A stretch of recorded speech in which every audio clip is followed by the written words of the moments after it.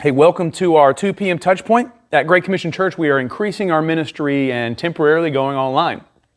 We're going to be highlighting multiple touchpoints from the scriptures every day at 2 p.m. Today, I want to talk about example. So I came home the other day and my kids were super excited. They came running to me and they said, "Look what we've been doing.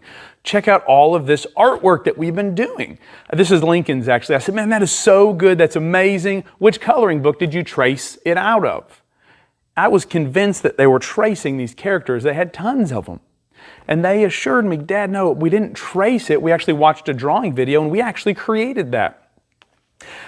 Which is so interesting because I was reading 1 Peter 2:21 and I wanted to share that with you. It says, "For to this you were called, because Christ also suffered for us, leaving us an example," there's our word, "that you should follow His steps."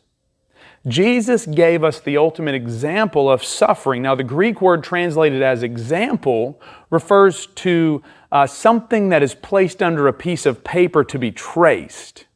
Now, many of us used to use this technique to learn how to write letters. We would place a perfect example underneath the paper and attempt to replicate it.